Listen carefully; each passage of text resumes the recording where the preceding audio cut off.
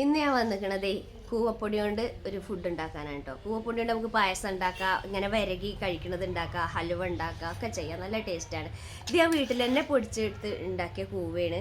വീട്ടിൽ കൂവ ഉണ്ടാക്കുമ്പോൾ നമുക്കത് മണ്ണ് കഴുകി, പിന്നെ അത് കഴുകി വൃത്തിയാക്കി മിക്സിയിലിട്ട് അരച്ച്, പിന്നെ അത് വെള്ളത്തിൽ കലക്കി ആ പൊടി ഊറി അത് ഉണക്കിയിട്ടാണ് ഇങ്ങനെ പൊടി കിട്ടുക. അപ്പോൾ വേനൽക്കാലത്ത് ഇങ്ങനെയുള്ള ഭക്ഷണമൊക്കെ കഴിക്കണേ നമുക്ക് ശരീരത്തിന് നല്ലതാണ്, ഹെൽത്തിയാണ്. ശരീരത്തിൻ്റെ ഒരുപാട് ചൂടുകളൊക്കെ കുറഞ്ഞു കിട്ടും. അതുപോലെ മൂത്രച്ചൂടുള്ളവർക്ക് അടിവയറ് വേദന ഉണ്ടാവുമല്ലോ ഈ വേനൽക്കാലത്ത് വെള്ളത്തിൻ്റെ കുറവുണ്ട്. അങ്ങനെയുള്ള വേദനകൾക്കൊക്കെ പറ്റിയൊരു നല്ലൊരു ഔഷധ ഗുണമുള്ളൊരു സംഭവമാണിത്. അപ്പോൾ അതുകൊണ്ട് എങ്ങനെയാണ് ടേസ്റ്റി ആയിട്ടുള്ള ഹലുവ ഉണ്ടാക്കുന്നത് നമുക്ക് നോക്കട്ടോ. അപ്പോൾ നിങ്ങൾക്ക് നമ്മളെ വീഡിയോ ഇഷ്ടമാണെങ്കിൽ നമ്മളെ ചാനൽ ആദ്യമായിട്ട് കാണുകയാണെങ്കിൽ എല്ലാവരും ഒന്ന് സബ് ചെയ്യുക, ഫോളോ ചെയ്യാത്തവർ ഫോളോ ചെയ്യുക. അപ്പോൾ നമുക്ക് പെട്ടെന്ന് തന്നെ നമുക്കിത് എങ്ങനെ ഉണ്ടാക്കണത് നോക്കാൻ പോകാം. എല്ലാവരും വരും. കൂവ വരികാൻ വേണ്ടിയിട്ട് ഞാനിതാ കരിപ്പട്ടിയാണ് കേട്ടോ വാങ്ങിക്കണത്. തേങ്ങാക്കൊത്ത് എടുത്തുക്കണ്, നെയ്യുണ്ട്. കൂവ നമുക്ക് വരകാനുള്ളത് എത്ര വെച്ചെങ്കിൽ പാത്രത്തിൽ ഇടുക. അളവും കണക്കൊന്നുമില്ല, നമ്മളെ കാര്യത്തിന് കുറച്ച് വെള്ളം ഒഴിച്ചാൽ മതി. കരിപ്പട്ടി ആകുമ്പോൾ നല്ല സ്വാദും കൂടും, ഗുണവും കൂടും, ടേസ്റ്റൊക്കെ കൂടുതലായിരിക്കും. പക്ഷെ കുറച്ച് പൈസയും കൂടും കേട്ടോ. ശർക്കരൻ്റെ പോലെയല്ല, അടിപൊളി ടേസ്റ്റാണ്. കരിപ്പട്ടി വാങ്ങാത്തവരുണ്ടെങ്കിൽ ഒന്ന് വാങ്ങിക്കൊണ്ടി, നല്ല വിലയാണ് കേട്ടോ. ഇതൊരു 500ൻ്റെ ഒരു കട്ടയാണ്, അതിന് 200 രൂപേൻ്റെ അടുത്ത് തന്നെ ആയിട്ടുണ്ട് കേട്ടോ.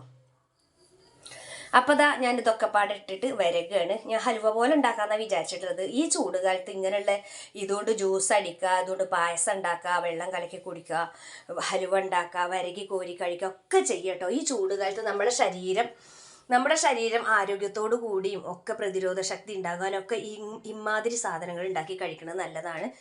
ഞാൻ എല്ലാ വർഷവും കൂവപ്പൊടി ഉണ്ടാക്കലുണ്ട്. ഈ പ്രാവശ്യം ഞാൻ ഉണ്ടാക്കി വെച്ചത് ആദ്യമായിട്ടാണ് എടുക്കുന്നത്. ഈ നോമ്പിന് ഞാൻ കുറച്ച് എടുത്ത് ഉണ്ടാക്കിയിരുന്നു കേട്ടോ. അപ്പോൾ ഇങ്ങനെയാണ് ഞാൻ വെള്ളം ഒഴിച്ചങ്ങാണ്ട് നെയ്യ് ഇട്ടത്. ഇത്ര നെയ്യ് മതി കേട്ടോ, ഒന്നും കൂടി ഞങ്ങൾക്ക് കാണിച്ചു തന്നതാണ്. എന്നിട്ട് നല്ലോണം വരകി കുറുകിയതിന് ശേഷം പിന്നെ നെയ്യ് തടവി ഒരു പാത്രത്തേക്ക് ഇതൊഴിച്ച് വെക്കുക. ചൂടാറിയതിന് ശേഷം നമുക്ക് കഷ്ണം വെട്ടിയിട്ട് കഴിക്കാം. നല്ല ടേസ്റ്റാവും എന്ന് പറഞ്ഞാൽ നല്ല ടേസ്റ്റാവും. വായിലിട്ടാൽ അലിഞ്ഞു പോകുന്ന ടേസ്റ്റാവും. ഇടയ്ക്കിടയ്ക്ക് തേങ്ങാക്കൊത്ത് കഴിക്കുക.